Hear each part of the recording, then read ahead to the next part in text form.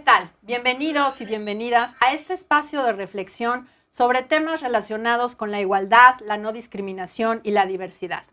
El día de hoy vamos a conversar acerca de los estereotipos de género y cómo nos imponen a hombres y mujeres formas de ser femeninos o masculinos. En esta ocasión vamos a platicar sobre las masculinidades y cómo justamente hablan sobre el rol o el posicionamiento de los varones en la familia, en la sociedad, en el trabajo y en diversos aspectos de su vida cotidiana. Para eso vamos a platicar con dos invitados que me acompañan el día de hoy. Mauro Antonio Vargas Urías, director general de la organización civil Gendes AC. Muchas gracias por acompañarnos. Al contrario, Geraldina, muchas gracias por la invitación, con mucho gusto para compartir. Gracias. Y Víctor Manuel Pérez Cobos, creador y administrador de la iniciativa Machos en Rehabilitación. Muchísimas gracias, Víctor Manuel, por estar aquí con nosotros. Gracias por la invitación, Geraldina. Pues es muy importante hablar sobre este tema y sobre todo ahorita a unos meses del escándalo, por llamarlo de alguna manera, sobre la reinterpretación del general Emiliano Zapata, ¿no? Cómo la crítica a la masculinidad hegemónica sigue siendo un tema en nuestra sociedad, en donde pues justamente hablamos sobre igualdad de género, y pues estamos viendo que todavía tenemos un problema con hablar de distintos tipos o distintos modelos de masculinidades. ¿Por qué es importante hablar de masculinidades?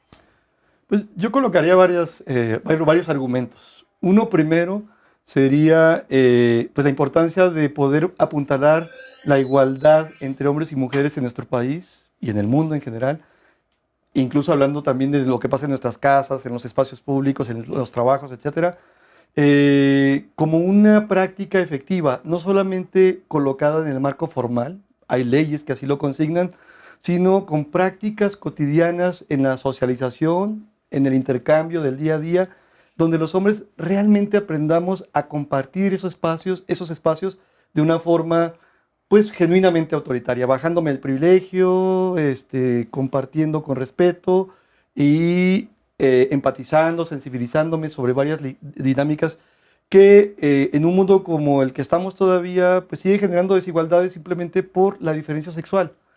Otro argumento tendría que ver con el hecho de que en este país sigue habiendo mucha violencia perpetrada fundamentalmente por los varones, hacia las mujeres, hacia nosotros mismos, claro. entre nosotros y hacia mí mismo a veces, pues, ¿no? Porque el mandato tradicional sobre cómo me construyo como hombre tiene entre sus premisas ese aspecto de competir, ganar, lograr, siempre tener el poder, desde ahí controlar. Y como no me gusta ser el segundo lugar, porque ese es el primer perdedor, entonces, como sea, tengo que tener yo la última palabra. Ese tipo de elementos pues, los podemos difuminar.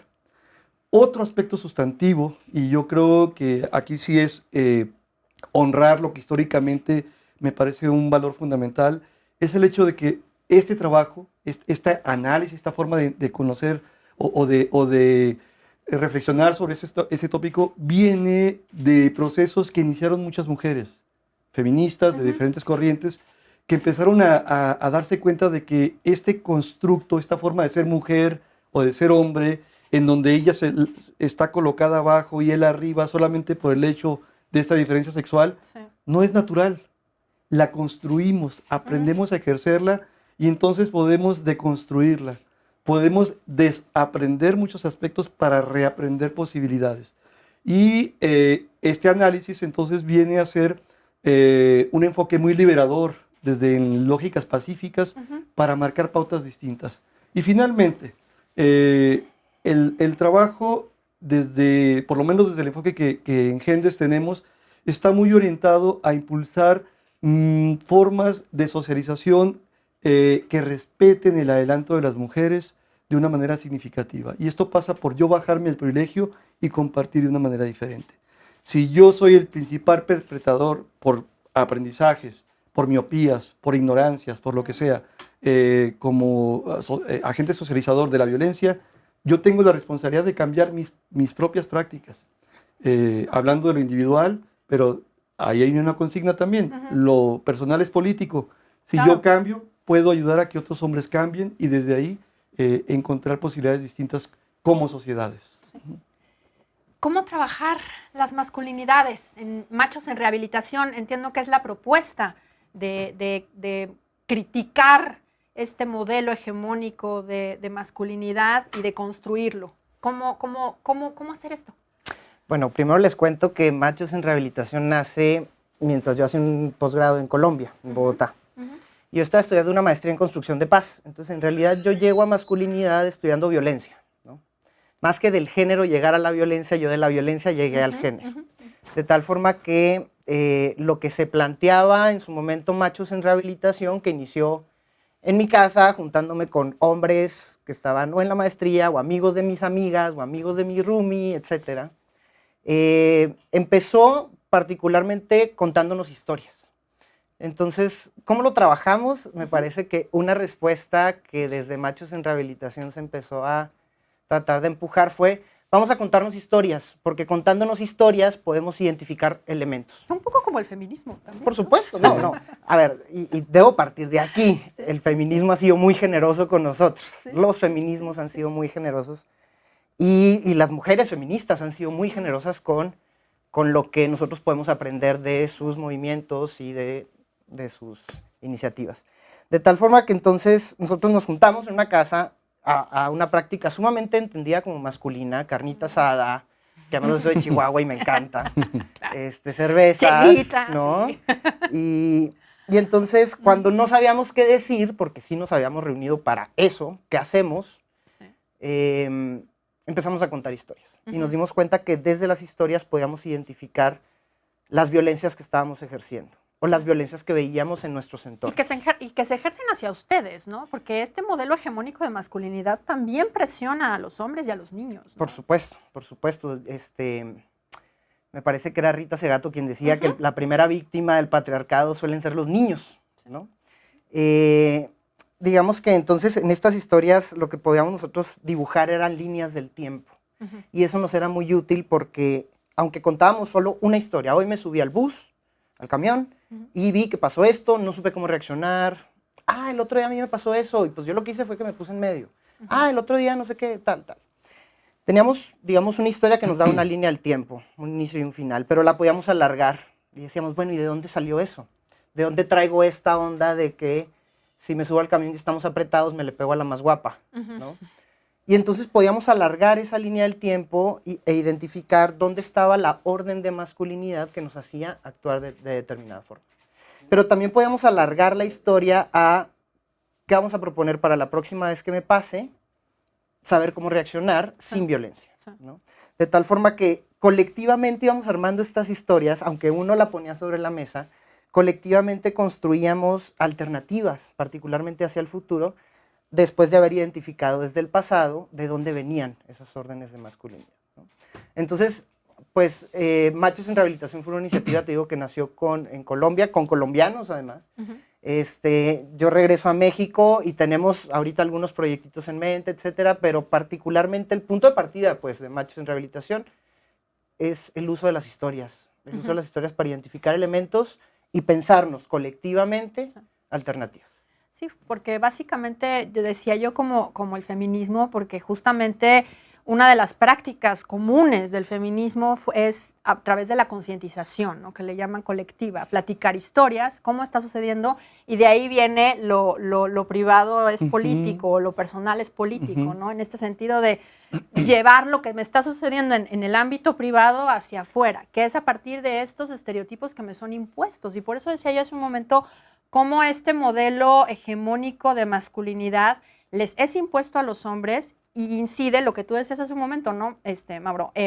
Cómo este modelo ataca a los propios hombres. Sí. O sea, la violencia que vivimos en general proviene de los hombres hacia las mujeres y hacia otros hombres por este mismo modelo que nos es impuesto, y es Rita Laura Segato quien propone esto desde el feminismo, ¿no? O sea, las violencias vienen a través de un modelo de masculinidad impuesta que les impone a los hombres justo la práctica violenta como una forma de sobresalir.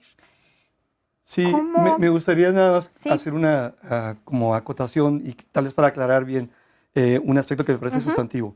Cuando se habla de masculinidad hegemónica, de este modelo hegemónico de ser hombre, estamos hablando en realidad de esa forma predominante de cómo llegamos a ser personas, digamos, ¿no? En núcleos sociales. Y en el caso, por lo menos de nuestro país, ese modelo imperante, ese modelo dominante es el machismo. O sea, podría cambiar, podríamos ser hombres sensibles en acción todo el Claro, tiempo. sí, Y ese sí. modelo podría ser el nuevo modelo hegemónico, digamos, Sí, pues, ¿no? sí. Entonces ahí está la esperanza, ahí está la expectativa que tenemos al abordar este tipo de análisis, pues, ¿no? Si yo soy una persona con posibilidades de discernir, de tomar decisiones y cambiar, claro que puedo enfocar mis baterías, mis pilas hacia posibilidades nutricias. El mandato social tradicional efectivamente me dicta que yo debo imponerme. Y hay muchos códigos, muchos mensajes machistas que me dicen qué es lo que tengo que hacer para poder ser un Pues es lo que hombre, se ¿no? transmite Entonces, todo el tiempo a los sí, niños, ¿no? Y lo vemos, por no llores, ejemplo, ¿no? no llores, Ajá. Aguántese. tienes que ganar, Ujú. los papás gritándole al pobre niño para que meta el gol, porque si no es un Ajá. perdedor, ¿no? Todos estos mensajes que están recibiendo los niños todo el tiempo Ujú. van construyendo este modelo de... Sí. Entonces, el abordaje crítico de estas lógicas lo que propone es encontrar ideas de solución. Hacia dónde podemos construirnos como hombres. No tenemos que hacerlo desde las infancias, aunque es lo ideal. Sí. O sea, Sí, estructuralmente no, bueno, podríamos pero- colocar la materia de género en la Secretaría de Educación Pública, en la educación pública de todo el país, que sería y desde ideal. ahí aprender diferente. Pero lo que quiero decir es que no estás condenado a ser macho. No. Si tienes 30, 40, 20 años, puedes empezar un cambio, pues no. Entonces nunca es tarde, aunque se requiere de una voluntad activa, ¿no? Que implica una responsabilidad activa para que ese cambio no se traduzca solamente en una lógica de pensamiento distinto, Sí. sino en acciones diferentes. Claro. Porque hay muchas personas que saben discursar la igualdad, ¿no? En cuerpo de hombres. Muchos hombres que dicen, no, la igualdad es esto y aquello, Claro, pero no la pero practican. solamente la discursan Sí. y no la practican, ¿no? Sí, y en el ámbito privado, ¿no? Un poco hacia Ajá. afuera y hacia en casa, pues... Candil de no, la son, calle, exacto, a veces, ¿no? actividades de mujeres. Sí. ¿Cómo ha funcionado este proyecto en México? Bueno, en realidad en México ahorita está apenas, digamos, arrancando. Ajá. La idea, digamos, también es empezar a trabajar particularmente desde la institucionalidad. Es decir, hemos estado haciendo trabajo de investigación en Bogotá, acá en México. El año pasado estuve, por ejemplo, con policías. Estuve en Oaxaca, estuve en Estado de México, en Ciudad de México, Morelos, Chihuahua. Haciendo particularmente, construyendo un diagnóstico para una agencia de las Naciones Unidas que hoy en día es insumo para los cursos que ellos dan con policías sobre género. Pero digamos que una de las cosas clave que nos hemos encontrado es cómo funciona estas dinámicas en las que la institución, si bien la institucionalidad otorga o llena de identidad a los sujetos que la conforman, Sí. pues de la misma forma estos sujetos también dan identidad, también alimentan de identidad a la institucionalidad. Entonces, en estos ciclos de identidad que se van retroalimentando, hay un montón de órdenes de masculinidad que nos están haciendo más violentos. Sí. Particularmente desde la institucionalidad pública, a mí me parece algo que hay que abordar y que hay que intervenir en estas dinámicas, es decir, en dónde intervenimos para que no se sigan, no solo es una espiral ascendente además, ¿no? Porque la violencia escala. Entonces, no sé, yo soy muy futbolero y estudié en Monterrey, y hay una imagen que me parece una joya, en donde se está peleando un jugador con un entrenador. Y atrás sale el árbitro atacado de risa, ¿no? Uno le está diciendo, yo soy el número uno, y el otro, yo soy el número uno. Y el árbitro atrás atacado de risa, y yo siempre que expongo esta imagen, yo pregunto en qué medida esta es una fotografía de nuestras instituciones públicas, de nuestras autoridades, de los jueces, de los fiscales, ¿sí? Entonces, digamos que intervenir en las dinámicas de la masculinidad desde la institucionalidad, me parece que puede ser una herramienta muy multiplicadora. Claro. Y no solo desde la institucionalidad pública, sino también desde la privada, porque somos también en donde trabajamos, somos en donde nos divertimos, es decir, todas las instituciones públicas o privadas con las cuales interactuamos, al final hay una retroalimentación que nos está construyendo y que nos está construyendo como masculinos para ejercer violencia, ¿no? Entonces, digamos que esta es una de las apuestas que se tienen en este momento en México. Sí. Y que por eso al principio decía yo y traía yo un poco el tema del cuadro de Zapata, porque justamente es un poco esta apuesta, ¿no? Desde la institucionalidad se propone, a partir de la Secretaría de Cultura, una exhibición sobre Zapata en el año de Zapata, con no solamente la exhibición de un cuadro que cuestiona esta masculinidad que representa Emiliano Zapata en México, sino además con la portada de la publicidad Sí. de la exposición. ¿Cómo ves esta cuestión? Pues me parece un fenómeno muy interesante lo que ha provocado, pues, ¿no? Yo creo que fue una provocación lanzada de una manera creativa. Finalmente, el arte es eso, una representación sobre elementos de la realidad, en este caso de una iconografía que parte de una figura que para todos es venerable, pero que finalmente es propiedad de toda la Claro. gente en términos simbólicos, pues, Sí, ¿no? Y cada quien sí. la puede adoptar de diferentes formas. Y es eso, es una representación de una figura. Lo interesante es ver cómo se ven afectadas muchas personas por esta representación, pues, ¿no? Y al haberla feminizado, digamos, al haberla colocado en cierta postura y con ciertos atributos, bueno, genera todo un impacto que pues ha provocado incluso esbozos de violencia, ¿no? Sí, Por decirlo, sí. si no es que Bueno, violencia hubo preclara, sí, violencia, sí la hubo hubo, ¿no? De hecho. violencia muy grave, ¿no? Entonces, me parece que es un fenómeno que nos permite actualizar un diagnóstico sobre cómo estamos en este país respecto de las figuras y de lo que pensamos sobre el ser hombre, ¿no? A partir de este ícono que es pues Emiliano Zapata, ¿no? Sí, Es sí, como sí, uno de los ¿no? La fundadores de esta revolución nación. como un Sí, símbolo masculino de sí, la construcción de nuestra historia, ¿no? sí. Y no dar cauce o posibilidades de lo que puede ser el hablar de la historia de una manera lúdica, amplia, Claro. diversa, pues creo que también otra vez nos limita mucho como ciudadanas y ciudadanos, pues, ¿no? Entonces,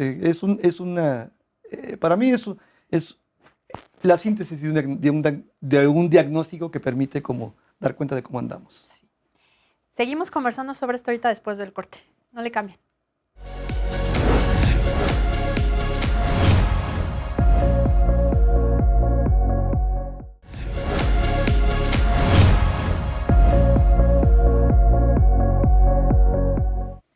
Estamos de vuelta y estamos conversando sobre masculinidades. Y nos quedamos antes del corte hablando sobre el tema de la pintura de Emiliano Zapata feminizado. Y yo tengo una pregunta. ¿Es frágil la masculinidad? Mira, dándole varias vueltas, yo diría que al contrario. Creo que la masculinidad es tan fuerte que nos hace reaccionar así. Entendiendo la masculinidad como este marco normativo, ¿no? Y ahora, las formas que toma la masculinidad es bien complejo porque cada cabeza va a tener un modelo de masculinidad distinto, de tal forma que si nos preguntamos cómo se ve la masculinidad, pues se ve del mismo número de cabezas que hay en este mundo. Cada quien tendrá su idea de masculinidad, de lo que es masculino, de lo que le enseñaron. Porque se ha hablado mucho sobre esta sobrereacción, ¿no? De cómo es posible que una figura que representa al macho mexicano, inclusive se ha dicho así, o sea, Emiliano Zapata encarna lo que es el hombre mexicano. Claro. Y entonces se está hablando mucho de cómo esta inseguridad tan grande de que un cuadro, una pintura pueda ser capaz de destruir una reputación mundial. Pero es que lo inseguro no es masculino, de entrada, ¿no? Sí.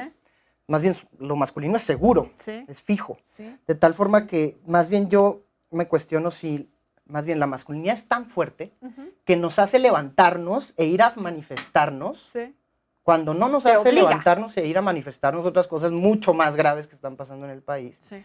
Pero cuando cuestionan la masculinidad, entonces este sistema, sí, es tan fuerte, está tan bien estructurado, lo tenemos tan internalizado, que nos genera una revolución interna, claro, ¿no? Por eso digo que más que frágil, en realidad la masculinidad es muy fuerte. Sí, y lo sí, tenemos Sí, muy impone, internado. ¿no? yo creo que de lo que es, sí, comparto la idea en la base, pero también en el análisis amplio, cuando colocamos la masculinidad otra vez desde esta figura hegemónica donde el machismo sigue siendo imperante en nuestro país, esa pintura viene a desafiar los cánones que marcan la manera en que se debe representar al patriarca, pues, ¿no? Al gran hombre. Y sí, desde ese lugar no hay posibilidad de ruptura, no hay ninguna fisura que quepa, sobre todo si tiene que ver con este ángulo orientado hacia la feminización. ¿Qué implicaría feminizar a un varón como este en esta figura emblemática, pues, ¿no? O sea, da cuenta, pues, de que la mujer y todo lo relacionado con lo femenino es menos, es inferior, es degradante, ¿no? Digo, detrás de todo esto Sí. está toda esta serie de representaciones. Y está la cuestión de que el privilegio del varón machista, machín, no se puede desafiar. Sí. No, nadie lo puede tocar porque debe ser sagrado, debe ser invulnerable y desde ahí respetado. Entonces creo que desde ahí se coloca esta idea, sí, de frágil en el sentido de, oye, de acuerdo, pasan tantas cosas, incluso con los campesinos en este país, si quieres hablar en este simple ámbito, con la población de los pueblos originarios, que están en situaciones de desigualdad tan terribles, precarias, y eso no te indigna, y te indigna una imagen, Sí. y ahí haces toda esta movilización Claro. que incluso genera estas prácticas pues violentas que terminan reivindicando tu enfoque machista Claro. y no te das cuenta, pues, ¿no? Y hay que verlo también de una manera muy interesante porque hay que ver que este paraguas cultural patriarcal nos cubre a todas y a todos, pues, Sí. ¿no? Entonces hay muchas mujeres que también están indignadas con estas lógicas, o bueno, con esta pintura, reclamando que haya que la quiten o que la sancionen, pues, ¿no? Sí. Mínimo, ¿no? Que la Entonces, quemen que la incluso, quemen, ¿no? sí. Sí, inclusive, y además aquí un poco lo irónico es que justamente muchas de estas personas estaban indignadas porque salieron las mujeres a protestar por la violencia que vivimos todos los días y hubo pintas y ahora estas mismas personas quieren quemar una obra artística, ¿no? Entonces es un poco la ironía de cuándo se vale y cuándo no se valen las expresiones pues de protesta y hasta dónde, ¿no? Porque también era un poco el reclamo. Y justo era un poco también por aquí la crítica, de decir, a ver, no reaccionas cuando salen cientos de mujeres a las calles a reclamar solidarizas, la ¿no? violencia, ¿no? Que proviene de los hombres, que no todos los hombres son violentos, pero que sí toda la violencia que vivimos las mujeres proviene de los hombres, y ese es justamente lo que se trata de decir, ¿no? Y justamente cómo esta masculinidad, este modelo hegemónico que es el modelo machista, y lo quiero volver a subrayar porque de eso se trata justamente la crítica, impone a los hombres el ejercicio de esta violencia, ¿no? Y es pues básicamente cultural, es un aprendizaje desde casa. ¿Cómo le hacemos para cambiar esto? Pues, desde nuestro enfoque son varias acciones que deberían de avanzar en paralelo, ¿no?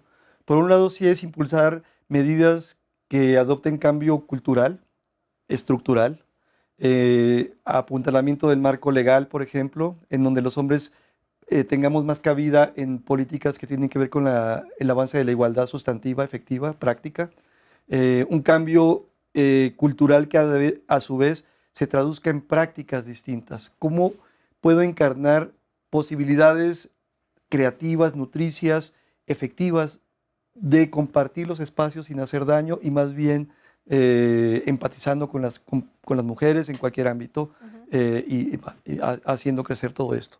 Y es lo que decía hace rato respecto de que ojalá se impartieran clases de ese tipo para sensibilizar desde las infancias más básicas hasta cualquier carrera o posgrado. Hay que cambiar políticas en los ámbitos laborales, porque se requieren también ahí adoptar medidas que permitan que los hombres participemos, por ejemplo, en el trabajo corresponsable en casa. Claro. Pero necesitamos tiempo, necesitamos permisos, necesitamos acciones que además hagan valer la noción de que si yo pido un día porque quiero ir al festival de mi hija, no se me sancione socialmente por eso, Claro. ¿no? O sea, este tipo de cuestiones.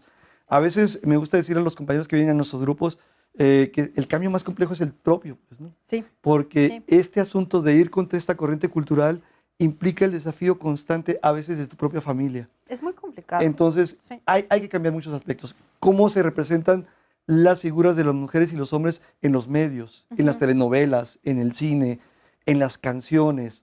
Hay mucho que hacer pues, en el orden estructural y simbólico que requiere cambio. No es sencillo, pero ya le estamos avanzando, ¿no? No me gusta ver siempre nada más como el lado gris del asunto, sino acciones que también ya pueden ir encaminando procesos que hasta hace unas décadas pues ni se pensaban, ¿no? Entonces ya hay cierta sensibilización, pero falta muchísimo.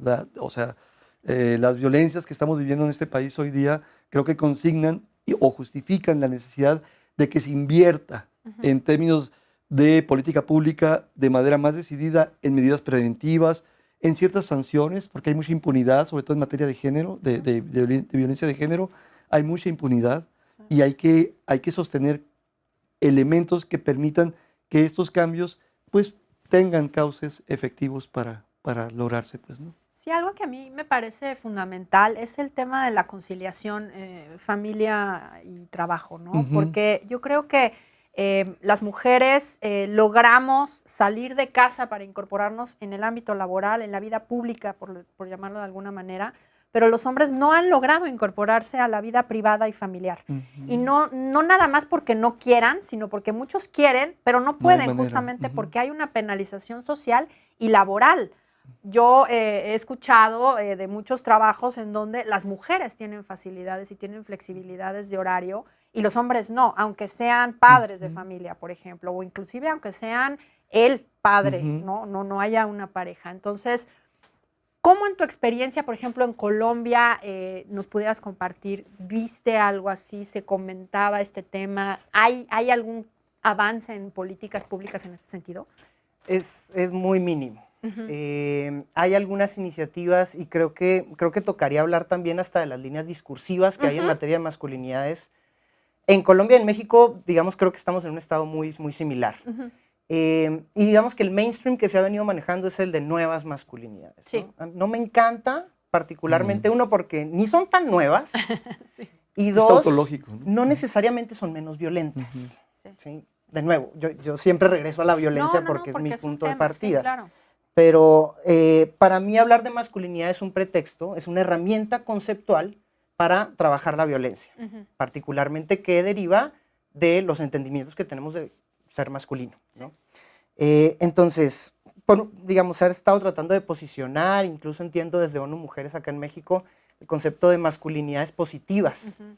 Me gusta más que el de nuevas, pero tampoco me queda tan claro que positivas necesariamente sean menos violentas. Es decir, por positivo podemos entender muchas cosas. Ujú. O implica lo negativo. ¿El negativo qué sería? ¿Qué es no? lo Ujú, negativo? ujú, Lo negativo es que me Ujú. feminicen a Zapata, ¿no? ujú, Entonces, ujú. creo que tendríamos que tener líneas discursivas más claras, Ujú. centradas en la violencia. Es decir, claro que tenemos que trabajar desde el concepto, desde esta herramienta conceptual de la masculinidad, pero para hablar de violencia, para trabajar las violencias que estamos ejerciendo y cómo las disminuimos, por lo menos, si no las eliminamos.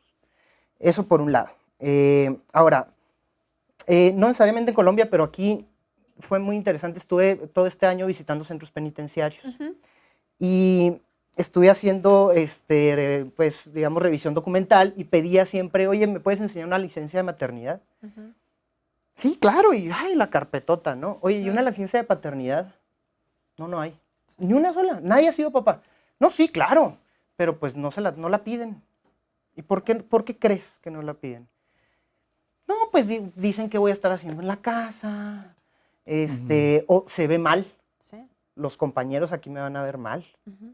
si me tomo esos días. Además de que en México son 5 días y es súper No, bueno, ridículo. es ridículo, Ujú. absolutamente. Pero entonces digamos que, retomando un poco lo que decía Mauro, que me parece interesantísimo, cómo el derecho Ujú. nos está mandando órdenes de masculinidad. Sí, No lo tiene que verbalizar como tal, sí. pero el derecho, el derecho como institución, Sí.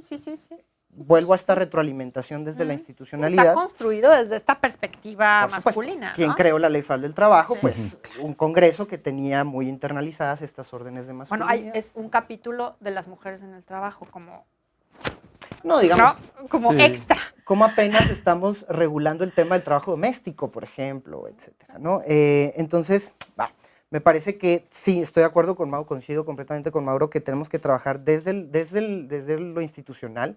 Tenemos que trabajar desde lo individual también, me parece que sí, y tenemos que Sí, trabajar, tienen que tocar esos polos, ¿no? por supuesto, esa retroalimentación tiene que ir, Claro. ¡fum!, o sea, cambiar, Ujú. digamos, de dirección. Y creo que sí hay un montón de retos, particularmente que tienen que partir de una claridad conceptual. Ahora, yo colocaría una vertiente complementaria que también decía hace rato, es en paralelo. Todo lo que tiene que ver con prevención, pues, todo Sí. lo que es el abordaje con las nuevas generaciones, infancias, adolescencias, juventudes de diferentes contextos. Hay que siempre considerar este factor de que México es muy diverso y hay que entenderlo también desde esa diversidad y abordar el tema desde las singularidades que perfiles de hombres Claro. tienen en diferentes contextos, pues, ¿no? Sí. Entonces, pero bueno, hablando de prevención, sí, creo que el trabajo ahí implica este abordaje en esta lógica intergenérica de analizar lo que desde niñas y niños puedes aprender, se puede aprender para generar relaciones intergenéricas mucho más nutricias, mucho más respetuosas, verdaderamente solidarias, igualitarias, si queremos usar la palabra clave. Porque ha habido pues, ¿no? como una gran, lo veo así como un gran movimiento crítico, por ejemplo, hacia los personajes referentes para niños y niñas, por ejemplo, ¿no? Ujú. Entonces pienso en superhéroes. Ahora ya las mujeres, y me incluyo, tenemos a Wonder Woman, por poner, ¿no? O a la Capitana Marvel, ¿no? Y entonces salimos las mujeres realizadas del cine porque yo de niña no tuve esos referentes. Pero los referentes de los niños siguen siendo hombres violentos. Sí. ¿Cómo le podemos hacer para desde las masculinidades empezar a criticar que esos referentes sigan siendo ese rol, ese modelo de hombre violento, macho, que se liga Esto todas? es súper ¿no? importante porque lo que hemos escuchado en muchos hombres últimamente es que, a ver, se me está criticando, se me incluye solo como agresor, violador, malo, canijo, etcétera, pero no se me dice cómo sí ser, ¿no? O sea, el mandato social me dijo que debía ser así y yo me lo creí y me he dado cuenta de que me ha hecho daño y con eso he hecho daño a muchas personas. Ya no quiero ser, pero entonces, ¿cómo sí ser, efectivamente? ¿no? Bueno, no sé si han visto la película de Frozen, perdón. Claro, La nueva. claro, tengo un sobrino que El es... personaje masculino, Sí. es que ahorita lo pensé, Sí. tiene un papel Claro. en estos términos del machismo feminizado, porque llora o sea, se echa una canción de amor por la chica. No, y ¿no? aquí estoy, ¿en qué te ayudo? Ajá, no vengo a ¿no? salvarte, no quítense todas, ya llegué. Sí. Aquí estoy, ¿en qué te ayudo? Y es el que canta la canción de amor, Claro. de soledad. Yo quisiera ¿no? rescatar algo que me parece fundamental y es rescatar los grises. Ajá. Cuando hablamos de referentes o de modelos, usualmente solemos hacerlos blancos o negros. El hombre violento, el hombre Sí. que llora. Sí. Como si eso fuera todo, Sí. ¿no? Entonces, yo soy de Chihuahua y cuando acabé la prepa me fui un año a la Sierra de Durango, de misionero.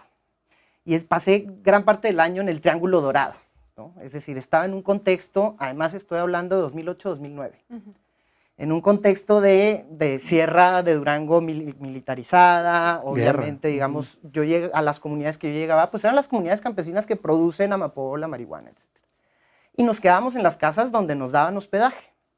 Y hubo una comunidad a la que llegamos que encontramos un cuerno de chivo en la esquina del cuarto que nos prestaron para dormir, ¿no? Entonces, que pues, no la toquen, no digan nada, no, aquí no pasó nada, se levantan a desayunar y todo bien. Al día siguiente ya no estaba. Pero lo que me llamó particularmente la atención, mira cómo te estoy contando una historia. Sí, no, muy bien.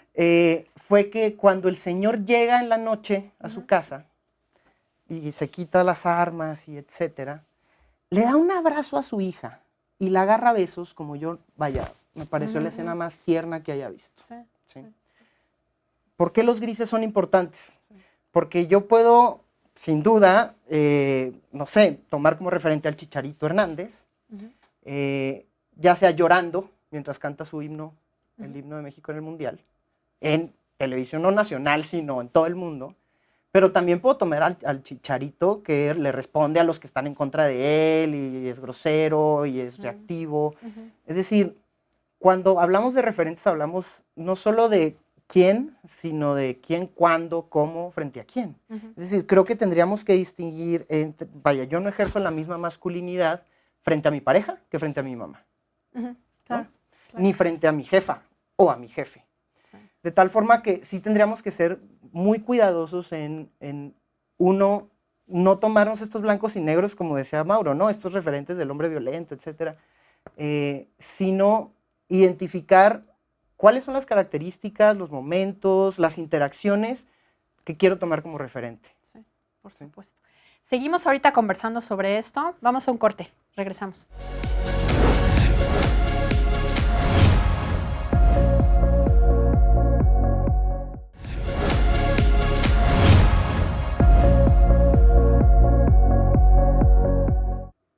Pues ya estamos de vuelta y estamos hablando sobre el tema de masculinidades. Nos quedamos conversando sobre la cuestión de que la masculinidad no necesariamente es blanco y negro, sino podemos encontrar, digamos, una escala de grises. Matices. Matices. Nos conversabas hace un momento cómo buscar, digamos, esta masculinidad no tóxica, y ahorita vamos a hablar sobre ello, en una persona, digamos. ¿Cómo encontrar esa parte buena, por llamarla de alguna manera? Claro. Pues mira, lo que promovemos desde el trabajo que hacemos para desactivar violencias, tenemos grupos para trabajar con hombres para este propósito, con un modelo bastante estructurado, en el que colocamos un concepto que nos parece fundamental. Lo llamamos mi yo real, ¿no? Que es esa parte creativa que está dentro de mí que me ayuda a sobrevivir satisfactoriamente. Y esto alude, digamos, a estas partes nobles, buenas, constructivas, nutricias, sanas, positivas, gratas, empáticas, solidarias, todo ese repertorio de posibilidades constructivas que el ser humano tiene para salir adelante y compartir los espacios. Eso está dentro de cada quien. Lo que buscamos es que cada hombre pueda acudir a ello, como te decía hace un segundo, que descubra ese hallazgo, ahí está, es tuyo. No tienes que estarlo buscando allá afuera, está en ti y lo puedes profesar, lo puedes compartir y quedarte ahí con la mayor frecuencia que se pueda, pues, ¿no? Decimos desde ese trabajo que nosotros cada día decidimos ejercer o no ejercer violencia en muchas situaciones, ¿no? Puede ser que alguien me haya dicho algo, ok, puedo procesar eso y sí, el enojo es válido, pero puedo el enojo canalizarlo de otras maneras. Claro. Pero muchas veces en lo que tiene que ver con nuestras parejas, nuestras hijas y las mujeres en general, como siento que puedo y que tengo la autoridad de hacerte entrar en razón, educarte, guiarte, orientarte, proveerte, etcétera, y el que paga manda, entonces yo te voy a sancionar con maneras violentas. Pero si me doy cuenta, te estoy afectando cuando digo que eres la persona que más amo, seas mi pareja, seas mi hija, etcétera. Si contacto estas versiones de mí, puedo ofrecer posibilidades muy diferentes, pues, ¿no? Entonces, allí está. Cada hombre puede ir escalando hacia ello. Esto implica, pues, sí, darme cuenta de que la violencia la aprendí, entonces la puedo desaprender para reaprender a encontrar estas versiones que están habitando dentro de mí. Y a esta masculinidad, digamos, hablando de esta escala, la que estaría, digamos, en lo más oscuro, se le ha llamado masculinidad tóxica. ¿Por qué? Pues volvemos a este gris conceptual entre lo positivo y etcétera, ¿no? Pero creo que aquí yo más bien rescataría el concepto de masculinidad hegemónica de Connell, pero más bien para hablar de la ausencia de masculinidad hegemónica entendida como masculinidad subordinada. Me parece que es una dinámica de la masculinidad súper relevante porque uno pensaría, si la masculinidad hegemónica está pensada en función de ejercer el dominio sobre otros y otras todo el tiempo, entonces la masculinidad subordinada implicaría que se ejerza el dominio sobre uno, ¿no? Volvería a los grises. Es que todos los hombres tomamos una masculinidad hegemónica y subordinada durante nuestra vida de forma... ¿no? Claro. Entonces, claro, me contaba, por ejemplo, un policía que una vez patrullando se encontró unos niños pegándole a un perro. Y que vio cómo salió el papá, caguama en mano, a decirle al niño, pero no le pegue así, cuélguelo del árbol y péguele con un palo como si fuera piñata. Y que el policía se quedó. Y para él, digamos, lo más fuerte fue, ¿cómo intervengo? O sea, ¿qué le digo a ese señor? ¿No? Y él, digamos, un policía que se asume en una función pública, de servicio público, de eliminar la violencia en los contextos urbanos. Entonces, ¿qué pasa? Que los hombres ejercemos el dominio, a veces ejercen el dominio sobre nosotros, pero ninguna se salva del ejercicio de las violencias. Es decir, también desde la masculinidad subordinada, como la de ese niño, se pueden ejercer violencias. Incluso un niño que está bajo la subordinación completa de los papás, ¿no? Incluso ese niño puede ejercer violencia, de tal forma que, entonces la solución es que todos ejerzamos una masculinidad subordinada. No. De hecho, Rita Laura Segato ha sido muy enfática en que incluso desde las masculinidades subordinadas se ejerce violencia a veces más cruel. Y México es el caso, ¿no? ¿Por qué en el momento en el que pareciera que hay más conciencia de género, en el momento en el que el discurso de género se ha transversalizado más, incluso desde el discurso público, hay más violencia contra las mujeres? Hay más violencia y es más cruel. Entonces, ¿qué está pasando con, por ejemplo, estos hombres que desde la subordinación, claro, hay grises más oscuros y más claros? Es decir, si un hombre usualmente está más en una situación de subordinación, viene, por supuesto, la frustración. De esto Mauro nos podrá hablar, me parece mucho mejor que yo, pero esta frustración, esta desesperación, pero también, y como hablábamos ahorita con la imagen de Zapata, esta reacción, ¿no? Que el modelo, básicamente basado en género, nos provoca que eso sí no me lo toques, ¿no? Toca lo que quieras, pero eso sí no me lo toques. Entonces, hablar de masculinidad tóxica podría estar en cualquiera de esos puntos de grises, desde el blanco hasta el negro. Al final de cuentas, a mi parecer, donde nos tenemos que centrar es cómo se cruzan estas órdenes de masculinidad con el ejercicio de las violencias. Tal forma que hablemos entonces de violencia que se deriva de la masculinidad o masculinidad libre de violencia, como dos polos en donde en esos grises estaremos toda la vida moviéndonos. Claro. Sí, tiene que ver pues con este constructo que todavía sigue prevaleciendo. Aprendemos a hacer a partir de lo que en la familia, en los medios, en la iglesia, en la escuela, vamos asimilando como el deber ser hombre, que sigue colocando estas nociones pues, que tienen que ver con matices o lógicas que implican este constructo machista, esta forma de imponer la superioridad del hombre respecto de la mujer y lo femenino, y en la naturaleza, en los medios. Pues, decimos desde ese trabajo, por ejemplo, que el machismo es depredador, no le importa el contexto, ¿no? Ni con tal de producir, ganar, así están nuestros mares y nuestras selvas y nuestros bosques, y etcétera, ¿no? Es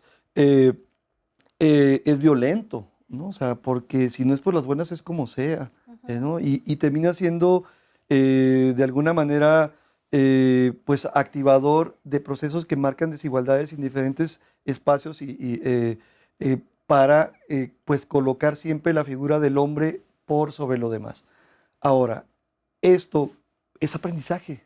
Claro. Y eso es lo que hay que hacer ver, ¿no? Y ahí está el gran desafío que tenemos como en un medio como este, ¿no? Que me parece súper significativo e importante que lo podamos compartir, porque yo también fui un hombre que me construí bajo esos cánones. Claro. Y me di cuenta del daño que me estaba haciendo a mí mismo, del que le hice a personas que yo quería, y los desafíos por ser hombre, ¿qué me ves?, etcétera, absurdos, nada más para demostrar que yo sí era muy varón, muy hombre.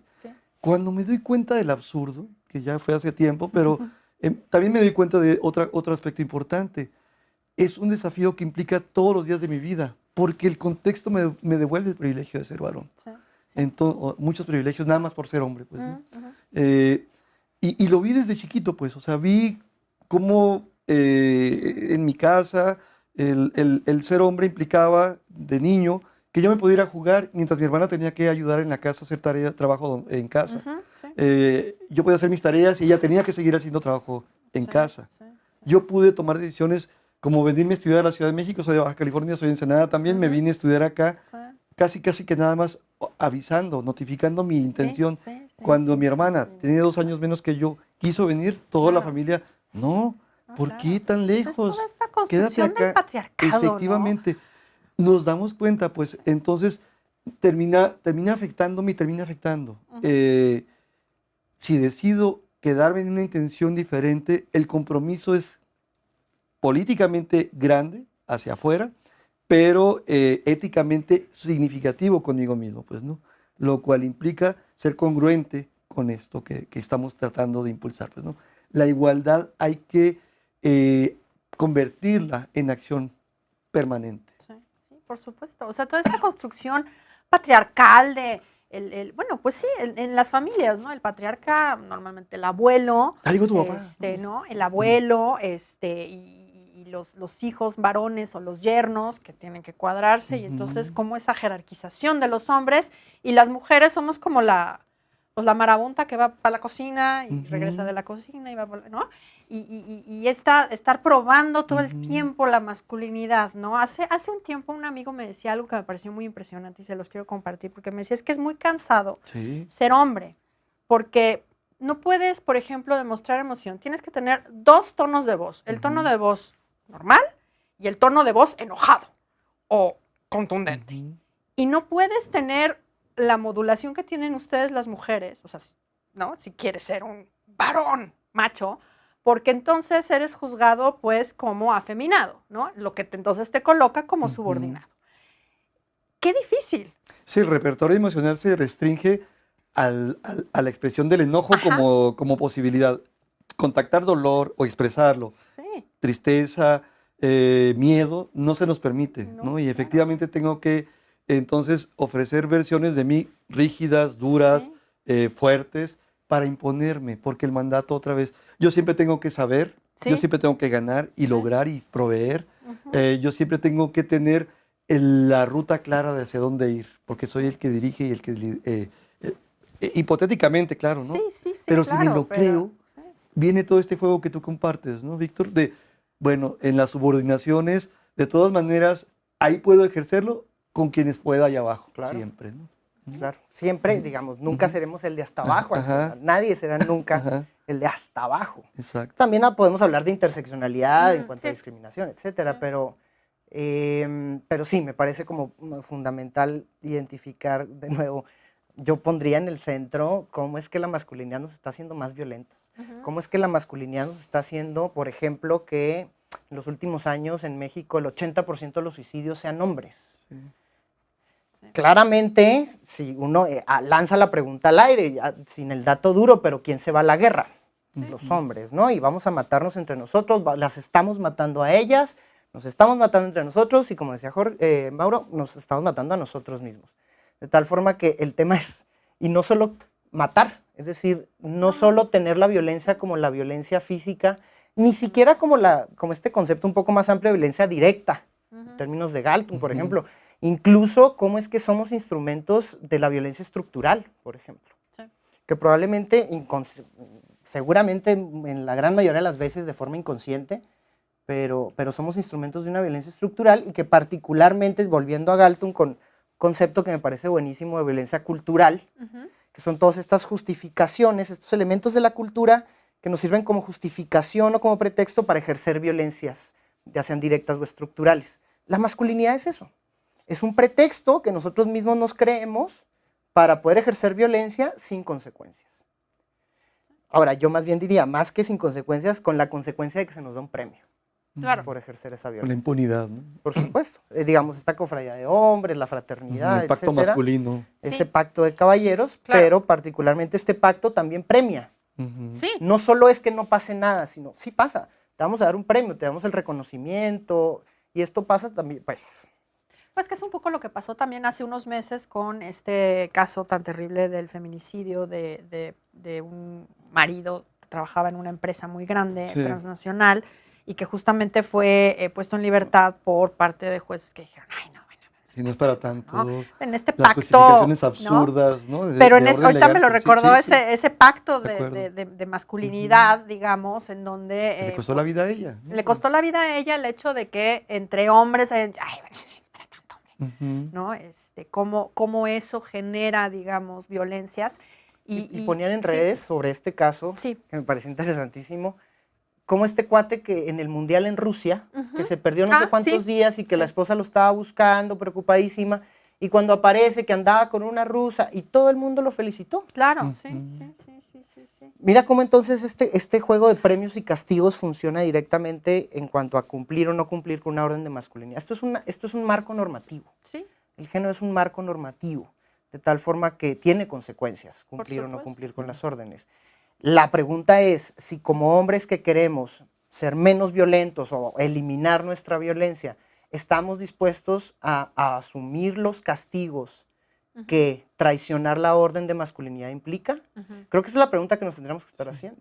sí, Sí, Porque castigos vendrán. ser disidente, digamos, de este machismo, de esta masculinidad hegemónica, sí, implica esta posibilidad, ¿no? O sea, yo puedo ser diferente, pero fíjate que lo que decía tu amigo, ¿no? Es muy cansado, sí. de verdad te liberas de tanta cosa Total. absurda, Claro, claro. que cuando te das cuenta que es una mejor forma de estar, de vivir tu día a día con tu familia, en tu entorno laboral, en todos los espacios, pues, porque esta forma diferente, alternativa, nueva, diferente, Sí, como le quieran poner. como la quieras llamar, Ujú, eh, la verdad es que sí genera dividendos emocionales, existenciales, constructivos, claro, gratos. claro. Porque Entonces, yo sí quiero ofrecer el testimonio, mm, porque lo veo con muchos compañeros que vienen a nuestros grupos, el proceso de cambio de cada sujeto que quiere y que lo hace de una forma congruente es muy satisfactorio. sí, Entonces, es posible también. claro. El tema es, me sacudo de tanto mandato absurdo y empiezo, este cuerpo, esta persona que soy, puede compartirse de una manera bien diferente, grata. ¿No? Y esas disidencias, a mí lo que me preocupa un poco es también el tema de la disidencia, digamos, desde la homosexualidad y de la Ujú, transexualidad o transgénero. ujú, Em, Porque justamente es el reproche desde esta masculinidad hegemónica hacia los hombres que son disidentes de este modelo de masculinidad o las mujeres trans que pues abandonan, digamos, ujú. ese privilegio que deberían de haber tenido por haber nacido con el sexo masculino.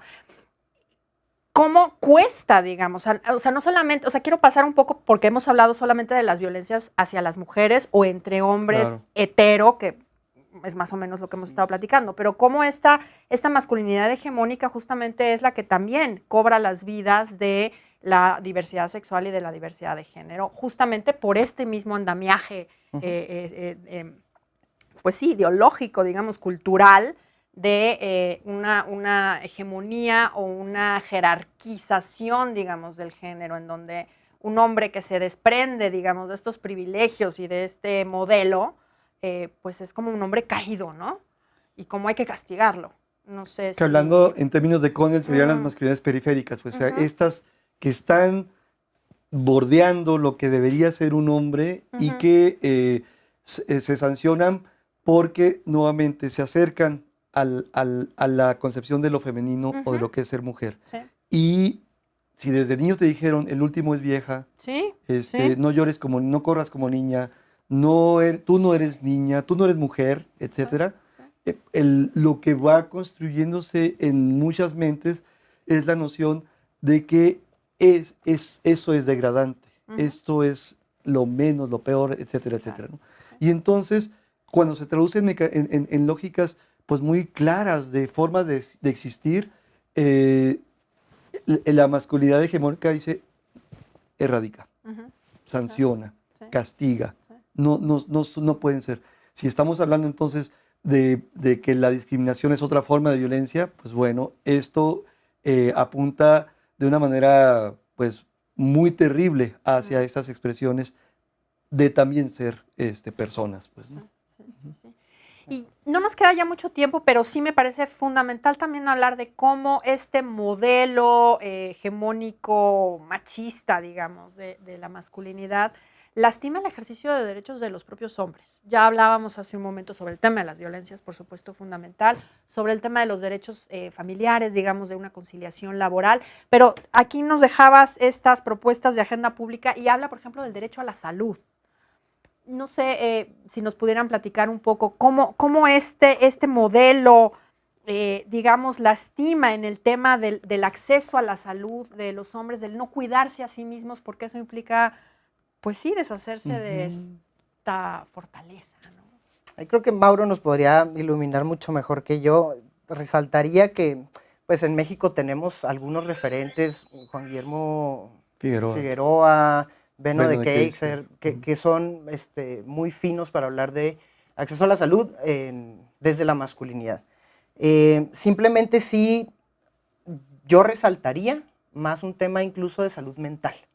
Me parece que en dado caso, de repente vemos por ahí luces desde políticas públicas, particularmente de alguna Secretaría de Salud, ya sea local o la federal, que usualmente se suelen limitar a ¿ya te checaste la próstata? Sí. Que además sí, es donde sí, más, único. Sí. digamos, este modelo sí hegemónico, más le dolerá, ¿no? Como ahí no me toques, compadre. Sí. Entonces, tendríamos que ampliar mucho más desde la política pública los servicios. Yo resaltaría salud mental, pues no sé qué tan ligado pueda estar al tema, pero también el mes pasado, antepasado, un hombre de una universidad muy conocida acá en Ciudad de México se suicidó, por ejemplo, y digamos que empezó a levantar voces de qué están haciendo las universidades. Entonces, no solo desde el sector público, sino también desde el sector privado, en qué medida estamos atendiendo la salud de los hombres. Sí, cuando lo colocamos ahí, que es un ejercicio que se hizo de una manera interdisciplinaria con colegas de otros espacios, como Cómplices por la Equidad y el CEPEC, lo que buscamos fue que a través de un cuerpo de varias mentes, digamos, pensáramos en cómo esta forma tradicional de ser hombre puede ser un factor de riesgo para la salud, ¿no? Y en términos de salud ¿Y pública. cómo tienen que desarrollarse políticas? Sí, y... Se nos acabó el tiempo. Ok. Perdón. No, cuidado. Ya me están haciendo señales. Habrá otra oportunidad. Pero seguro que habrá otra oportunidad, porque a mí me interesa mucho que desarrollemos este tema de salud en general, salud mental, pero en general me parece que es fundamental para hablar sobre cómo la masculinidad afecta también a los hombres. Muchísimas gracias por acompañarnos. Gracias. Y pues seguramente nos estaremos viendo por acá y nosotros nos vemos a la próxima. Muchas gracias por acompañarnos.